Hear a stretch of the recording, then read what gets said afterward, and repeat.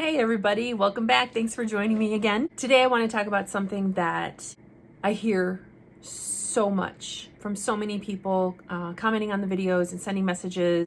It seems to be, it's just really widely felt. So many of you are just shredded and devastated because a narcissist discarded you. Not only do you have to deal with that devastation of being discarded, no one wants to be discarded by anyone, let alone a narcissist, but the idea that they move on so quickly and they replace you is just pouring salt in an open wound. What needs to be understood about that is they have to be with someone. They need supply. They need someone affirming what they think of themselves. They need that adoration. They need someone pawing at them and telling them how wonderful they are. People like us who are not narcissists don't need that. Here you are, hurt and distressed and discarded and feeling wounded, heartbroken and trying to figure things out, cleaning your wounds, but you're doing it by yourself. You don't necessarily need somebody there to do it with you or for you, unlike a narcissist. A narcissist has to have somebody in their lives. They need that validation. They need that supply. They need to show everybody how wonderful they are. Oh, look how quickly I replaced that person. I'm lovable and I'm wonderful and I'm fantastic. It was them. It wasn't me. I mean, that's kind of the gist of that and why they seemingly move on so quickly. They move on because they absolutely have to. They've got to have supply. They can't be alone. They can't stand being alone. They don't want to deal with themselves, with who they are or who they're not, or their own thoughts and their self-doubts and their insecurities and all that other BS that goes along with being a narcissist, because they're all the same. We're not like that. We're not made up that way. I've been in touch with someone who said that I should share this. She encouraged me to share it. She is going through, right now they're still in a separation stage. Nothing really legal has happened. There's a lot going on between them. He is a raging narcissist and she is with their child, living with a parent, just trying to sort things out, get things figured out for herself and for her child. Of course, he's not making things easy. He's not making things easy at all. Like every other narcissist going through a separation and divorce, he's doing everything he can to make things extremely difficult for her. They have a business together that they ran together. Because they ran this business together, she has access to a lot of things, some passwords that, some of us have, some of us don't, with our significant others or spouse or whoever. It just so happened that she intercepted some messages between him and someone that he has started I don't want to use the word relationship. I don't think that really hits it on the head. But first of all, let me say this. She intercepted these things purely on accident. It came via some sort of an email and she started to tell me about it, and I very quickly informed her that was not a good idea for a lot of reasons. Many reasons. It's not a good idea. At this point, with what she's going through, it's not good for her mental state. It's not good for her healing and what she has to deal with. To see what's going on in his life with another potential girlfriend, whatever she is, we'll call her supply. It really wasn't at all what you might think. And that's why I decided to do this video, because it's actually sort of exactly what you would expect if you really stop and give it a little bit of thought. This woman pointedly had blocked him. He was calling her out, you blocked me on Facebook. You give me no other choice but to contact you this way. I don't know what's going on. And she was just like, you need to get your shirt together and deal with your wife and your child and your situation, divorce, whatever it might be, and stop calling me, texting me, whatever he was doing. Apparently he went to see her in another state. He flew there, invested some money in traveling there and being with her. She shared this with me and I was stunned at the craziness, because it starts out, it's typical narcissistic BS. Oh, why aren't you talking to me, all Mr. Nicey? And it escalates to him calling her names, saying she's a pig. I don't want to go and be with you anyway. You're a slob. Your house is filthy. because she wasn't saying the things that he wanted to hear and she was no longer stroking his ego and he was being rejected, he went from Mr. Nice Guy to all out douchebag in no time flat. What we could not stop laughing about was him saying that he wanted his shoes. And she was like, I don't know what you're talking about. And he's like, I need my shoes. I gotta have my shoes. Those are the only ones that fit me. I guess he's got like these freaking Fred Flintstone feet or something. He's got feet like a hobbit. I think I'm gonna start calling him a hobbit. She says they're like really super wide. So he's got to have these special shoes. I just want my shoes. I just want my sneakers. And he kept going on and on and on. And the more she kept pushing him off and just telling him to get lost, the more heated he got, crying about his shoes and telling her what a pig she was, that he didn't want her anyway. Where, you know, the whole thing started out with, why aren't you, responding to me? Why aren't you, don't you like me anymore? Why did you block me? I mean, just your typical psychotic, narcissistic crap. She encouraged me to share this because I hear from people that are just devastated when they find out that their ex moved on. And they have this idea that somehow their ex is with someone and they're just ecstatic, that their life has changed and they're happy now, that they were the problem. Well, they make us feel like we're the problem. That's the whole thing. They brainwash us and they groom us and they spend all this time working on us to make us feel like garbage about ourselves, so we feel that we were the problem. So when they move on to somebody else, we're like, oh my gosh, now they're satisfied. Now they have everything they want.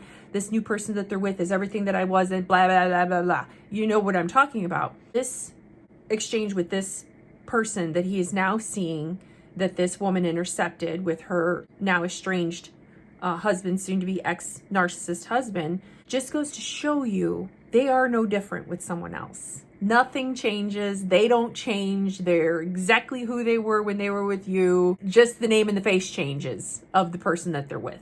That person is strictly supplied to them, just like we were. The game is the same. None of the rules changed. Everything that went on in the last game still applies. They're the coach, the ref, the whole 9 yards. It's their game and none of it's changed. Just the player on the other side is different. That's it. That's the only thing that's changed. So I just told her, I said, I'm sure this brings you some level of satisfaction to see that he's not going and sweeping someone off of her feet and they're living, a fairy tale life together. But at the same time, it's extremely distressing and it's upsetting to see a part of their life that you are no longer privy to, that you shouldn't be privy to, and you're somehow, peeking in on it. It's not healthy. It's not good for you. I think anybody that may be in that position should, stop immediately. You will never heal if you hold on to things like that. If you keep taking those peeks and those glimpses, it's just like social media. I'm like, you got to block them. Don't ever look, don't ever peek, don't creep, just the way I don't want them peeking and creeping on me. The last thing I want to do is see what's going on in their lives. You can't move forward. You can't heal if you keep looking back.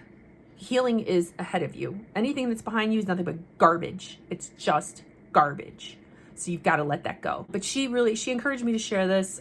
We got a really huge bang out of him crying. Literally, I mean, like when you read it, you can almost, sense the tears over his shoes. It was so pathetic. It was just pathetic. Reading that and seeing that and watching him go from, this nicey, why aren't you talking to me anymore, to this just screaming, screeching, narcissistic a-hole saying the most awful things to her, and then he was like, and I took you shopping and I bought you jewels and I bought you clothes. She was like, what? I mean, this lady, and it was legit. This was a conversation that only the two of them were, sharing and having this exchange. It wasn't like she had an audience or anything to lie or to, try to change the script at all. And she was like, Jules, what are you talking about? Are you crazy? I mean, she was appalled at the things that he was saying in this text. And it was clearly him lying and exaggerating and just puffing up this whole exchange and the time that they spent together.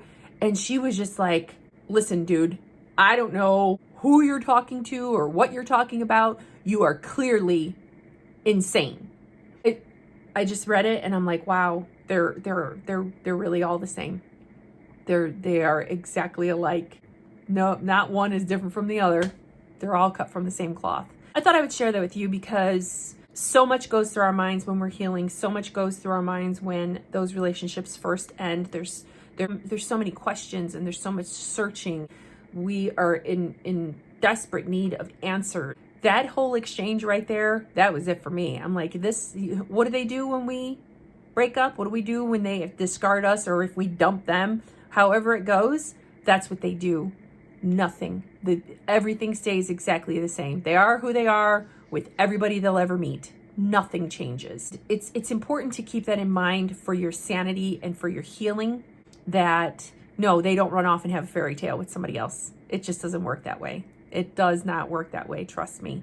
And this person that I've been in contact with who's going through this right now, she got to see that firsthand. She got to see it for herself, in black and white, this exchange with this guy who will soon be her ex-husband with his, new supply, and how quickly he burned that whole thing to the ground, just being himself, just being his charming old self. He burned that to the ground in no time flat. And he doesn't have any shoes. I hope that gives a little perspective. I hope it gives clarity. I want to also start maybe taking some time to respond to some things. Maybe I'll do that in my next video, is just take comments straight from my videos and reply directly to them, however big or small, in a video format. I got a comment on the last video that said, well, what you're saying seemingly rings true, as though I could make any of this up. But you really didn't help at all. Where's the help? Where's the advice? You're just, you're just talking about your own experience. Well, if you go back into my channel description or you watch any of my videos, I make it very clear that I'm not a professional. I'm not a therapist or a counselor or a life coach or any of those things. That I'm simply here to share my experiences. And actually, I do have advice for that person. I would advise that person, they should go online and Google therapists in their area or counselors or someone who specializes in mental and emotional abuse and seek that person out, because I am not that person. I am not a professional. I'm here to share my story. I'm here to share my experiences and share some of yours when you allow that, just like I did in this video, and to just let you know what my road of healing has been like since I left my ex 5.5 years ago and have gone no contact with my narcissistic mother and a myriad of other toxic people in my life. And it's going quite well. And I want to share that. I'm very compelled to continue to share because so many people are still in the dark. Daily, I hear from people who are like, oh my gosh, I just watched your video and your life is my life. It tears me up to hear that because no one should be in that position. I shudder when someone says they are where I was in that very first video. I still feel that pain for them. I know, because I know exactly what it was like, even though I'm so far removed from it. I hear that all the time, and that's what compels me to just continue sharing, because I don't even recognize that woman in the first video anymore. My life is so vastly different now, and I need to keep sharing and I need to keep talking about this because my healing isn't over with. My journey isn't over with.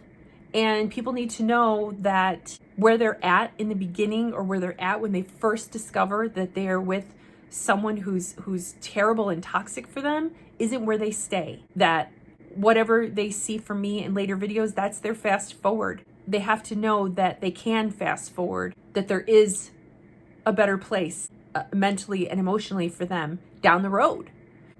No, I am not a professional and have never claimed to be, but I appreciate everybody who watches and comments and encourages me to keep doing this. Hearing from people who understand, people who appreciate me sharing what I've gone through and the changes that have taken place in my life really encourages me to keep going. I also want to say thank you to everybody who has purchased my book. I can't even believe it.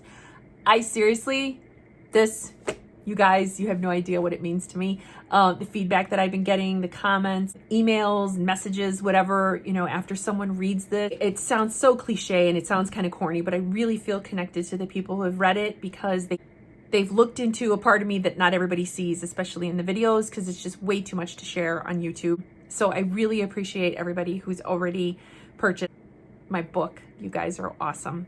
I'll be back with another video. I've got way more to talk about. I just appreciate you being here and joining me again. That's it for today. Ciao for now. I'll be back again soon.